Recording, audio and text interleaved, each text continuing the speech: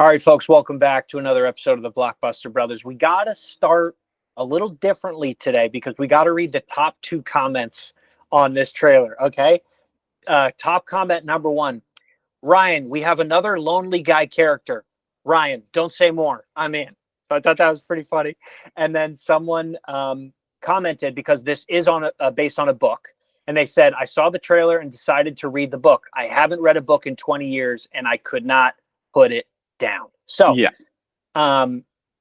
With that being said, I'm very hesitant about stuck in space movies. I think those are, for me, hard to get into in general. For some reason, I thought Ryan Gosling looked a little off.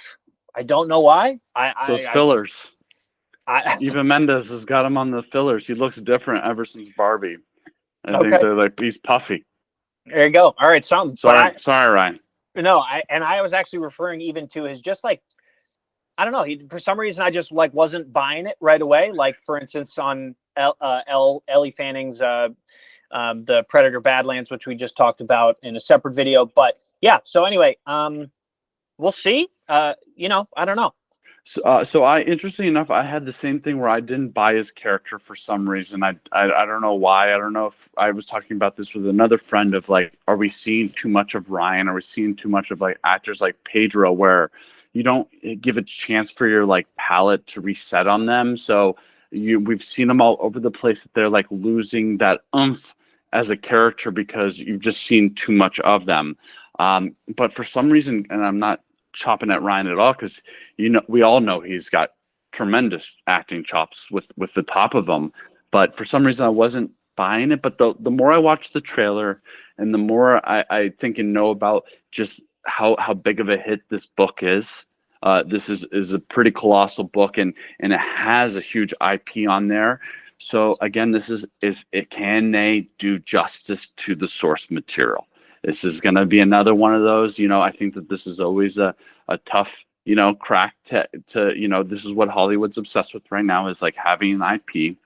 And let's see if you can top a book, because I think the Space Odyssey lends itself well to maybe a book where you can be inside the thoughts of the protagonist a little bit more than you would unless you're in an anime, of course. Unless than a movie where you don't get to hear all those thoughts unless you do voiceover. But even then, it doesn't dive into the same depths of the book. I feel like this is going to be a long movie, but again, can they stay true to the source material, and can you find that magic that the book found? And if they can do that, it seems like they invested all the money in the world.